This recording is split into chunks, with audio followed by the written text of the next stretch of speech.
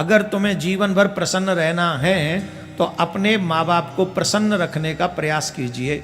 आजकल के बच्चों के पास सब कुछ है पर माँ बाप के लिए टाइम नहीं है। मुझे लगता है संसार में, इस समय समाज में अगर सबसे ज्यादा अपनापन है तो सिर्फ मोबाइल में है। ईमानदारी से सोचिएगा, कभी अकेले में से मोबाइल ले, हमें हमारे परिवार से अलग किया है कि परिवार से जोड़ दिया है। तो चलते हुए बेटे ने कहा कि माँ बड़े दिनों बाद इस बार दीपावली पे मेरे पास है, मेरे साथ है, कि मेरी माँ को क्या आवश्यकता है तो वो भी ले आएंगे। बोले तुम जानो, तुम्हारी माँ जाने, मैं तो चली, मैं गाड़ी में बैठी हूँ, पूछ के आ जाओ अपनी माँ से, अपनी माँ का सामान खुद ही खरीद लाओ। पत्र पढ़कर वो बेटा रोने लगा। पढ़ते पढ़ते वो बहू रोने लगी। आंखों में आंसू देकर जीवन भर कभी भी सुखी नहीं रह सकते।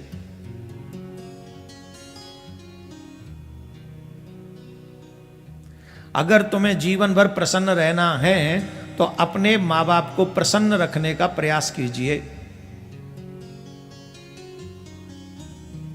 आपके माँ बाप के आशीर्वाद के कारण आप कुछ भी प्राप्त कर सकते हैं। आजकल के बच्चों के पास सब कुछ है पर माँ बाप के लिए टाइम नहीं है। मैं सही कह रहा हूं कि गलत कह रहा हूं?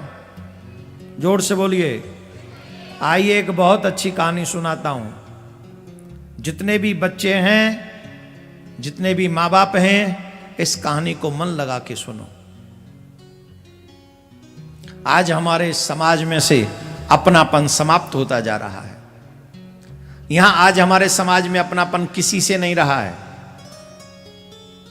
मुझे लगता है संसार में, इस समय समाज में अगर सबसे ज्यादा अपनापन है तो सिर्फ मोबाइल में है। सब छूट जाए कोई प्रॉब्लम नहीं, मोबाइल नहीं छूटना चाहिए।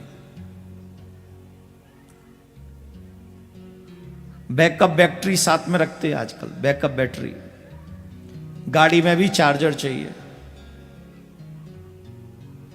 इतनी चिंता तो ये अपने खाने की नहीं करते जितनी ये मोबाइल की चार्जिंग की चिंता करते हैं। ईमानदारी से सोचिएगा, कभी अकेले में से मोबाइल ले, हमें हमारे परिवार से अलग किया है कि परिवार से जोड़ दिया है।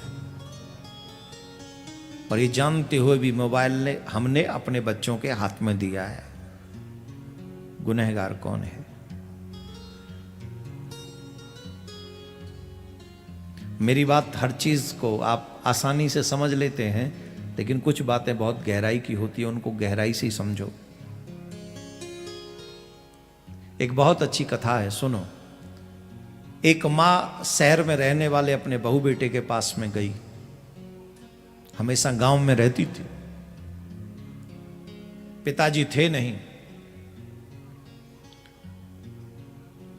दीपावली का समय था। उस मां ने सोचा कि चलो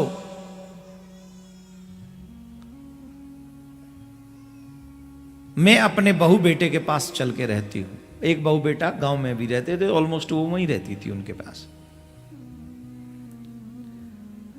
दीपावली का समय था तो बहू तो मतलब ठीक ही है, पर बेटा बड़ा खुश था कि मेरे पास माँ आई है, बड़ा आनंद में था। तो एक दिन बहू ने कहा दीपावली का त्योहार पास में आ गया है, चलो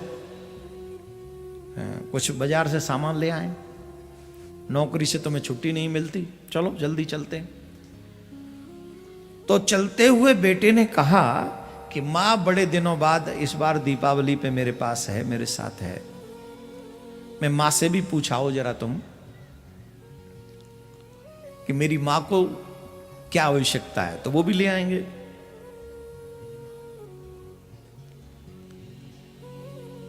बहुत तुनक के बोली, तुम्हारी माँ बूढ़ी है, इस उम्र में माँ को क्या चाहिएगा? 2 रोटी और 2 कपड़े, इससे ज्यादा क्या? उन्हें रोटी टाइम पे मिल जाए, उन्हें 2 वस्त्र मिल जाए, यही उनकी दीपावली। क्या माँ माँ करते रहते हो? अरे ऐसा नहीं, मेरी माँ है, कोई आवश्यकता हो सकती है उनको भी,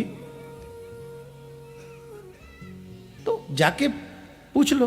बोले तुम जानो, तुम्हारी माँ जाने, मैं तो चली, मैं गाड़ी में बैठी हूं, पूछ के आ जाओ अपनी माँ से, तुम्हारी माँ को क्या चाहिए पूछाओ। बहू जाके गाड़ी में बैठ गई।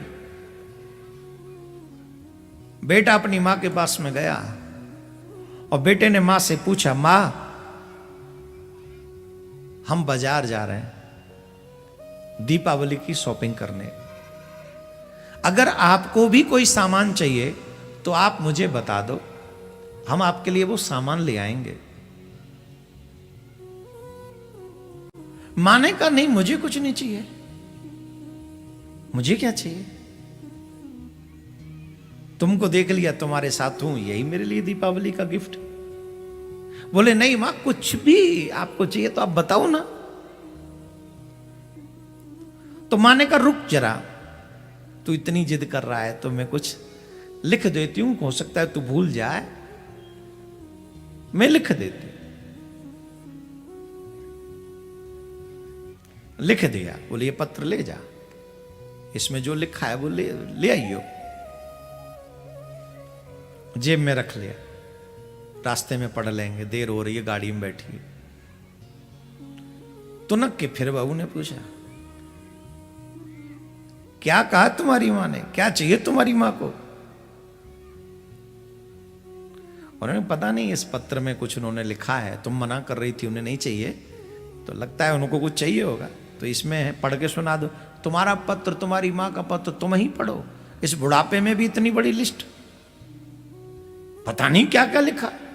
कहीं ऐसा तो नहीं गांव के तुम्हारे भैया भाभी के लिए कुछ लिख दिया हो तुम्हारी मां ने? जो भी हो ले आना। बहू गई शॉपिंग की, सामान लेके आई अपने अपने बच्चों का।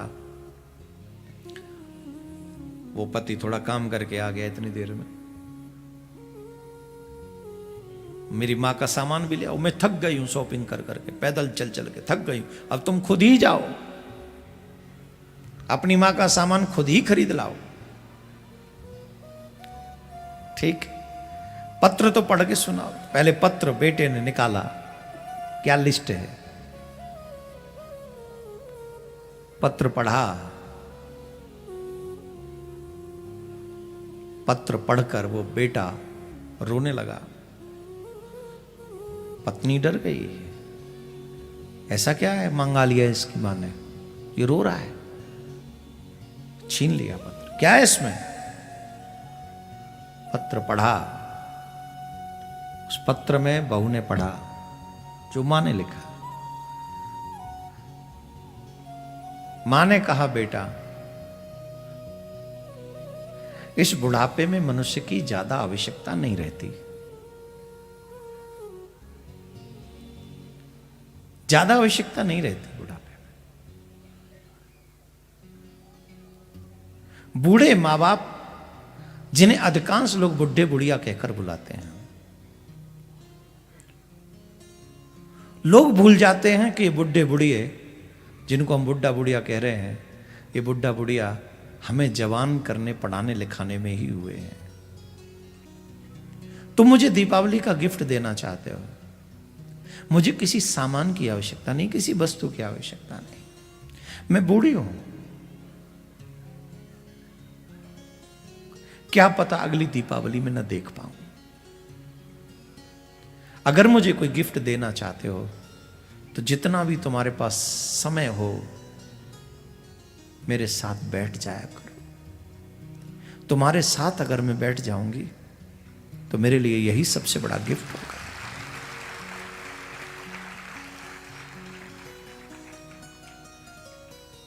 मैं तुम्हारा स्पर्श कर लूं, मैं तुम्हें कभी कभार अपने सीने से लगा लूं, कभी कभार अपना बचपन याद करके तुम मेरी गोद में सर रख के अपने मन की बात मुझसे करो।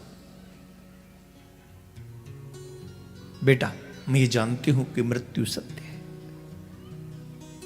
तेरे पिता भी चले गए, मुझे भी जाना है,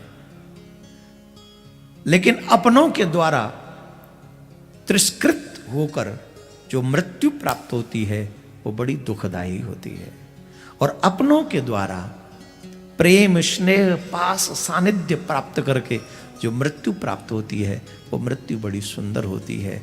दीपावली तो आती रहेंगी जाती रहेंगी, पर दीपावली मेरी वही जब मेरा बेटा मेरी बहू खुशी खुशी मेरे साथ कुछ समय मेरे एकांत, मेरे अकेलेपन में मेरी सहायता करे, मेरे साथ बैठ जाया करे। पढ़ते पढ़ते वो बहू रोने लगी, रोते रोते कहने लगी, मैं भी तो मां हूं, मेरी भी तो यही हाल बुढ़ापे में होगी। देखो तुम मुझे चाहे कम समय दिया करो, पर अपनी बूढ़ी मां के साथ ज्यादा बैठा करो, मैं भी बैठूंगी।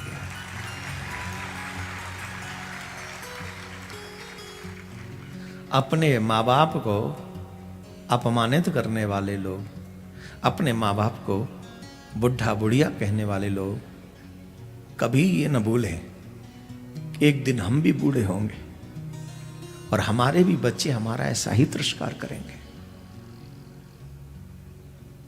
अगर आप अपने पैरों पे खड़े हो तो माँ बाप की मेहनत के कारण खड़े हो। माँ बाप ने स्कूल की फीस, खुद की रोटी, खुद के शौक खत्म कर करके तुम्हारे स्कूल की फीस भरी है। उनका एहसान, उनका कर्ज कैसे उतार पाओगे, किस जन्म में उतार पाओगे, कल्पना नहीं कर सकते, तुम नहीं भर पाओगे। आज तुम जो भी हो ना, जो भी हो वो उन्हीं की कृपा से हो, उन्हीं की मेहनत से हो। इसलिए मैं आप सबसे आग्रह यही करूंगा, अपने माँ बाप का आदर कीजिए, उनको समय दीजिए, उनको बुढ़ा बुढ़िया कहकर उनका अपमान मत कीजिए। जितना ज़्यादा समय हो सके मोबाइल पे टाइम खराब करने के, मोबाइल पे लगे रहने के, उससे लाख गुना अच्छा है अपने माता पिता के साथ बैठकर उनके जीवन का कुछ अनुभव अर्जित कीजिए। बोलो राधे राधे।